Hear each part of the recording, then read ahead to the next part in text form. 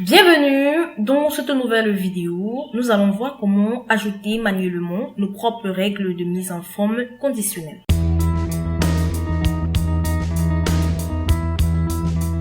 Vous n'avez pas à utiliser l'un des scénarios prédéfinis proposés par Excel. Excel vous permet de créer vos propres règles de mise en forme manuellement. La création de vos propres règles de mise en forme vous aide à mieux contrôler la manière dont les cellules sont formatées et vous permet de faire des choses que vous ne pouvez pas faire avec des scénarios prédéfinis. Par exemple, une règle de mise en forme conditionnelle utilisée consiste à marquer toutes les valeurs supérieures à la moyenne avec une icône V, donc une icône juste pour dire l'icône vérifiée, l'icône vraie, autant pour moi, et toutes les valeurs inférieures à la moyenne avec une icône qui est tout simplement la croix, voilà, qui est tout simplement représentée ici en jaune. Alors, dans cette feuille de calcul que j'ai nommée créer des règles à la main, voilà, j'ai tout simplement appliqué les mises en forme conditionnelles qui ont été intégrées par Excel. Il s'agit tout simplement des jeux d'icônes avec les symboles sont secs, les trois symboles sont secs. Voilà, vous allez constater que quand j'utilise ces symboles, j'ai tout simplement le symbole faux et le symbole point d'interrogation qui est en jaune, qui apparaît au niveau de ma mise en forme conditionnelle. Maintenant, ce que je voudrais avoir, c'est tout simplement des symboles faux ou encore des symboles juste en rouge ou encore en vert et exclure des symboles de point d'interrogation, tout simplement pour les valeurs qui seront supérieures à la moyenne avec une icône vraie et les valeurs qui seront supérieures à la moyenne avec une icône vraie, autant pour moi, et les valeurs qui seront inférieures à la moyenne avec une icône faux.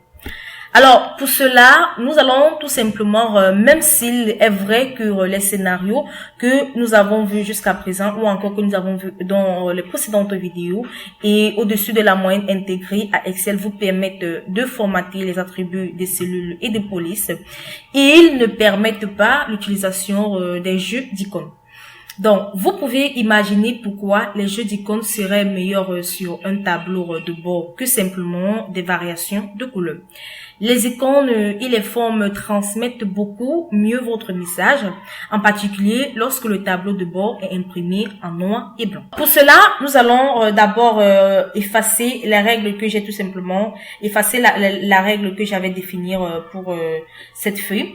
Ensuite, nous allons tout simplement sélectionner la plage que nous voulons appliquer notre propre mise en forme. Donc pour cela, nous allons tout simplement sélectionner la plage. Lorsque nous avons sélectionné la plage, nous allons tout simplement aller au niveau de l'onglet accueil du rebond et au niveau dans le groupe style, nous allons tout simplement sélectionner les mises en forme conditionnelle et dans les mises en forme conditionnelle, nous allons tout simplement cliquer sur nouvelle règle.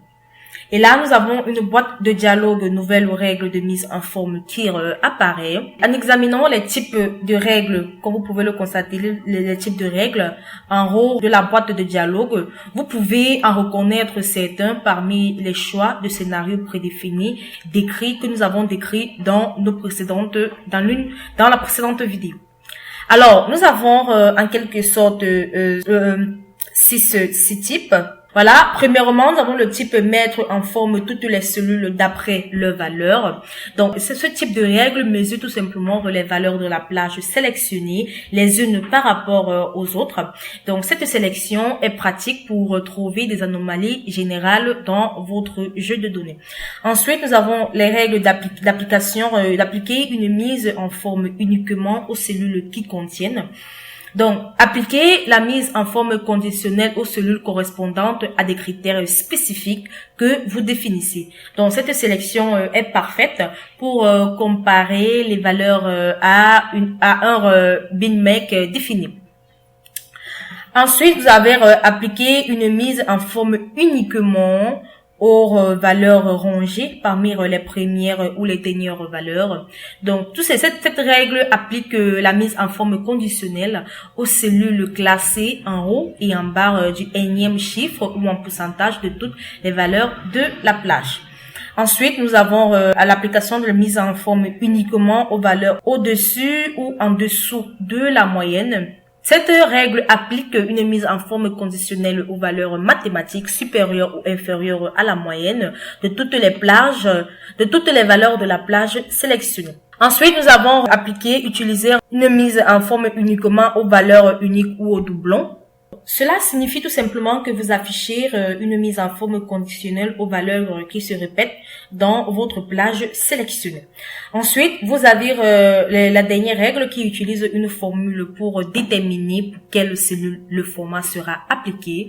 Donc, cette règle évalue les valeurs en fonction d'une formule que vous spécifiez. Donc, si une valeur particulière est évaluée à vrai, la mise en forme conditionnelle est appliquée à cette cellule. Cette sélection est généralement utilisée lors de l'application des conditions basées sur les résultats d'une formule avancée ou d'une opération mathématique. Nous avons les barres de données et les échelles. Les barres de données, les échelles de couleurs et les jeux d'icônes ne peuvent être utilisés qu'avec les formats de toutes les cellules basées sur le type de règle. Elles ne sont appliquées que pour ce type, donc pour mettre les cellules d'après une valeur. Donc, c'est la seule règle qui utilise les barres de données, les échelles de couleurs et les jeux d'icônes. Alors, pour notre exemple, nous allons tout simplement sélectionner le type mettre en forme toutes les cellules d'après leur valeur. Ensuite, nous allons appliquer le style au niveau d'appliquer une mise en forme à toutes les cellules d'après la valeur. Le style de mise en forme, nous allons tout simplement sélectionner les jeux d'icônes. Voilà. Et lorsque nous avons sélectionné les jeux d'icônes, nous allons au niveau du style d'icône et nous allons sélectionner les trois symboles comme vous l'avez défini tout à l'heure. Alors, vous pouvez tout simplement cliquer sur l'ordre inversé des icônes et là, vous allez constater que les icônes seront tout simplement inversées. Donc, la première ordre pour juste et la seconde et ensuite la troisième. Nous allons au niveau des types, nous allons tout simplement modifier pour mettre des formules. Voilà. Nous allons mettre uniquement des formules. Ensuite, dans les zones de valeur, nous allons tout simplement entrer notre formule qui serait tout simplement égale à la moyenne de les cellules C2 à CIR22. Voilà. Et nous allons fermer notre parenthèse. Nous allons entrer la même cellule, la même formule pour la valeur, pour le deuxième carreau de valeur. Voilà. Nous allons entrer la plage de données de C2 à C22. Ensuite, nous allons fermer notre parenthèse. Alors, lorsque nous avons terminé, donc cette étape indique tout simplement à Excel que la valeur de chaque cellule doit être supérieure à la moyenne de l'ensemble de données afin d'obtenir l'icône vérifiée ou encore l'icône cochée vrai. Voilà. Donc, lorsque nous avons terminé, nous pouvons tout simplement cliquer sur OK pour appliquer notre mise en forme conditionnelle. Et là, comme vous pouvez le constater au niveau de la plage sélectionnée, nous avons tout simplement la mise en forme conditionnelle qui a été appliquée à notre plage de données. Comme vous pouvez le constater, nous n'avons plus le symbole qui était représenté comme un point d'exclamation, voilà, comme un point d'exclamation au début. Nous avons tout simplement les symboles vrais et le symbole faux. Alors, il est utile de prendre le temps de comprendre comment fonctionne cette règle de mise en forme conditionnelle. Donc, Excel évalue chaque cellule de la plage cible. Donc, Excel évalue chaque cellule de la plage cible pour voir si son contenu correspond dans l'ordre, donc c'est-à-dire en premier lieu en haut, à la logique de chaque zone de valeur. Donc, si une cellule contient un nombre ou un test qui correspond à la première zone de valeur, la première icône est appliquée et Excel passe à la cellule suivante de la plage. Donc, si ce n'est pas le cas, Excel poursuit chaque case valeur ou encore chaque valeur dans la case jusqu'à ce que l'une d'entre elles soit évaluée à vrai. Donc, si la cellule en cours d'évaluation ne correspond à aucune des logiques placées dans les zones de valeur, Excel associe automatiquement cette cellule à la dernière icône. Donc, dans cet exemple, vous voyez qu'une cellule obtient une icône vérifiée uniquement si la valeur de la cellule est supérieure ou égale à la moyenne des valeurs totales. Sinon, vous voulez qu'Excel passe directement à l'icône. Vous voyez que Excel passe directement à l'icône fois ou encore l'icône faux et appelez tout simplement l'icône appropriée, voilà, qui est la croix. Alors, à présent, nous allons voir comment afficher une seule icône.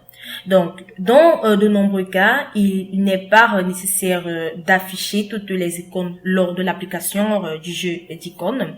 En fait, afficher trop d'icônes à la fois peut servir uniquement à bloquer les informations que vous essayez de transmettre sur le tableau de bord. Donc, dans l'exemple que nous venons de voir, nous avons appliqué une icône vérifiée aux valeurs supérieures à la moyenne pour la plage et appliquer une icône fois ou encore une icône faux à toutes les valeurs inférieures à la moyenne. Donc, cependant, dans le monde réel, vous devez souvent attirer l'attention uniquement sur les valeurs inférieures à la moyenne. Donc, de cette façon, vos yeux ne sont pas inondés de super icônes fluides. Excel fournit un mécanisme astucieux, voilà, qui vous permet de ne plus évaluer et formater les cellules si une condition est vraie. Donc, dans cet exemple, nous souhaitons tout simplement supprimer les icônes V, donc les icônes vérification, voilà, les icônes vraies. Donc, les cellules contenant ces icônes ont toutes les valeurs supérieures à la moyenne de la plage. Donc, par conséquent, vous devez d'abord ajouter une condition pour que toutes les cellules dont les valeurs sont supérieures à la moyenne. Donc, pour ce faire, nous allons sélectionner la plage de la cellule cible. Voilà, nous allons tout simplement sélectionner de C2 également à C22. Ensuite, dans l'onglet de accueil du ruban, nous allons dans le groupe style sélectionner et cliquer sur mise en forme conditionnelle. Et là, nous allons tout simplement aller sur gérer les règles. Voilà, nous avons tout simplement une boîte de dialogue gestionnaire des règles de mise en forme conditionnelle qui apparaît. Nous allons tout simplement ensuite cliquer sur le bouton nouvelle règle pour lancer une nouvelle règle et la boîte de dialogue nouvelle règle de mise en forme apparaît. Nous allons ensuite cliquer sur le type de règle formatée, mettre en forme. Nous allons cliquer sur le type de règle appliquer une mise en forme uniquement aux cellules qui contiennent. Voilà. Et nous allons appliquer voilà une formule ou encore une formule uniquement aux cellules qui contiennent la formule ou encore les conditions que nous allons appliquer.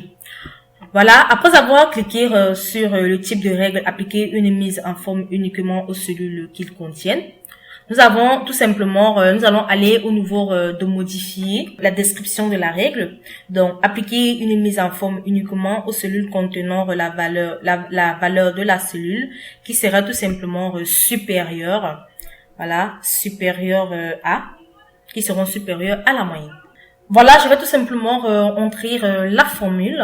Voilà, je vais tout simplement égal à la moyenne de la plage sélectionnée qui sera tout simplement C2 à C22, voilà, et je vais fermer ma parenthèse. Alors, lorsque j'ai terminé, je vais tout simplement cliquer sur OK sans modifier aucune option de formatage. Donc voilà, je vais cliquer sur OK et voilà, je vais tout simplement revenir à la boîte de dialogue gestionner des règles de mise en forme conditionnelle. J'ai tout simplement la valeur de la nouvelle règle. Je vais tout simplement cocher. Je vais tout simplement sélectionner la case à cocher, arrêter, interrompre si vrai. Voilà. Ensuite, je vais tout simplement cliquer sur OK pour appliquer mes conditions, mes modifications autant pour moi. Voilà. Lorsque je clique sur OK, comme vous pouvez le constater, seules les cellules qui sont supérieures à la moyenne ont tout simplement un symbole fois. Voilà. Seules les cellules qui sont supérieures à la moyenne ont un symbole. Un symbole de croix. qui est tout simplement en rouge. Alors, à présent, nous allons voir comment afficher les barres de données et des icônes en dehors des cellules.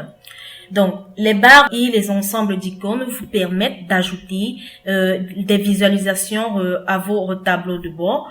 Donc, vous n'avez pas beaucoup à dire sur leur apparence dans la cellule. Lorsque j'applique, par exemple, une mise en forme conditionnelle à cette source de données, voilà, je vais tout simplement appliquer les barres de données. Lorsque j'applique, par exemple, les barres de données à cette plage, comme vous pouvez le constater avec moi, elle n'est tout simplement pas bien lisible et en plus, elle sert un peu entassée. Voilà, donc par défaut, les barres de données sont placées directement dans chaque cellule, ce qui dans ce cas masque presque les données. Donc du point de vue du tableau de bord, cela n'est pas idéal pour deux raisons. Premièrement, les numéros peuvent se perdre dans les couleurs de barres de données, ce qui les rend difficiles à lire, surtout lorsqu'il est imprimé en noir et blanc, comme dans ce cas la cellule B15. Également la cellule B21, également B22. Voilà, nous avons plusieurs cellules qui sont tout simplement difficiles à lire. Et ensuite, nous avons, deuxièmement, il est difficile de voir les extrémités de chaque barre. La solution à ce problème consiste à afficher les barres de données en dehors de la cellule contenant la valeur. Donc, pour cela, je vais d'abord effacer cette mise en forme conditionnelle. Ensuite, je vais tout simplement, pour appliquer les barres la mise en forme conditionnelle en dehors des cellules, je vais tout simplement aller à droite de chaque cellule, entrer une formule faisant référence à la cellule contenant la valeur. Donc, pour cela, je vais tout simplement entrer ma formule qui sera tout simplement égale à B2. Voilà, je vais appuyer sur Entrée. Et je vais tout simplement appliquer un remplissage automatique pour tout le reste des cellules. Voilà, et comme vous pouvez le constater, Excel remplit tout simplement le reste de ma cellule. Ensuite, je vais tout simplement appliquer une mise en forme conditionnelle des barres de données aux formules que je viens tout simplement d'entrer. Donc, pour cela, je vais tout simplement sélectionner. Je vais sélectionner maintenant pas cette plage, mais plutôt celle-ci que je viens d'entrer, dont je viens d'entrer les formules. Donc voilà, je vais tout simplement sélectionner la nouvelle plage. Ensuite, je vais aller au niveau de l'onglet de accueil du ruban, dans mise en forme conditionnelle, et je vais tout simplement sélectionner gérer les règles de mise en forme conditionnelle. Et voilà, j'ai tout simplement la boîte de dialogue gestionnaire de règles de mise en forme conditionnelle. Alors, lorsque je suis tout simplement devant le gestionnaire devant la boîte de dialogue gestionnaire de règles de mise en forme, je vais tout simplement cliquer sur nouvelle règle. J'ai tout simplement la boîte de dialogue nouvelle règle de mise en forme qui apparaît. Je vais ensuite cliquer sur le type de règle, mettre en forme toutes les cellules d'après leur valeur. Et au niveau du style de mise en forme, je vais tout simplement cliquer sur les barres de données. Voilà. Et au niveau du type, je vais tout simplement, le type, le minimum, je vais tout simplement laisser automatique. Le maximum également automatique. Je vais tout simplement également cocher la case afficher les barres uniquement. Voilà. Et non, s'il laisse cette case non cochée, cela va tout simplement afficher et les barres et les données. Donc voilà, je coche cette case pour ne afficher que la barre de données, afficher les barres uniquement et non les chiffres. Donc ensuite, je vais tout simplement au niveau de l'apparence de la barre, voilà, je peux tout simplement avoir le type de remplissage que je veux, soit le remplissage uni, soit le remplissage dégradé. Donc j'opte pour le remplissage uni. Et au niveau de la couleur, je peux tout simplement modifier la couleur comme cela m'enchante. Donc, je vais tout simplement sélectionner cette couleur et j'ai tout simplement son aperçu. Et au niveau des bordures, je vais laisser aucune bordure. Au niveau de la couleur, je vais laisser également le noir. Voilà. Et lorsque j'ai terminé, je vais tout simplement cliquer sur OK pour revenir à la boîte de dialogue gestionnaire des règles de mise en forme conditionnelle. Ensuite, je vais tout simplement cliquer sur OK pour appliquer ma mise en forme. Et voilà, comme vous pouvez le constater, ma mise en forme a été tout simplement appliquée aux cellules qui ont été sélectionnées. Donc, voilà en quelque sorte comment vous pouvez afficher, comment se passe l'affichage pour les données en dehors des cellules sélectionnées. Donc, en utilisant la même technique, vous pouvez séparer les ensembles d'icônes de données, vous permettant de positionner les icônes là où elles conviennent le mieux à votre tableau de bord. Alors, nous allons à présent représenter des tendances avec des ensembles d'icônes. Donc, un environnement de tableau de bord peut ne pas toujours disposer de suffisamment d'espace pour ajouter un graphique affichant les tendances. Dans ces cas, les ensembles d'icônes sont des emplacements idéaux, vous permettant de représenter visuellement les tendances générales sans prendre beaucoup de place. Alors, pour cela, vous devez peut-être faire la même chose pour avec vos rapports. Alors, la clé est de créer une formule qui vous donne une variance ou une tendance quelconque. Voilà, dans cette feuille de calcul comme exemple que j'ai tout simplement nommé tendance des icônes. Voilà, j'ai tout simplement créé une nouvelle colonne que j'ai appelée tout simplement variance, ou encore je pouvais tout simplement l'appeler tendance, qui a tout simplement des formules, voilà, qui divise D2, c'est-à-dire le mois en cours par le mois en cours par le mois précédent moins 1, voilà. Pour chaque cellule, ça dit tout simplement le mois en cours par le mois précédent moins 1. Pour avoir tout simplement les variances par rapport à chaque mois. Après avoir mis mes formules, je vais tout simplement sélectionner la plage de cellules cible à laquelle je veux appliquer une mise en forme conditionnelle. Voilà, je vais tout simplement sélectionner cette plage. Ensuite, je vais tout simplement aller au niveau du groupe style, au niveau de mise en forme conditionnelle, et je vais aller au niveau des icônes, et je vais tout simplement choisir. Vous pouvez tout simplement choisir l'icône le mieux adapté à votre situation. Donc, pour cet exemple, je vais tout simplement choisir ce type les icônes directionnelles. Et voilà, lorsque cela est fait, j'ai tout simplement la tendance au niveau des variances. Voilà. Dans la plupart des cas, vous ajusterez les seuils qui définissent ce qui signifie la moyenne, la hausse ou encore la plus basse variance. Donc, imaginez que vous avez besoin d'un écart supérieur à 3% et pour être étiqueté avec une flèche vers le haut.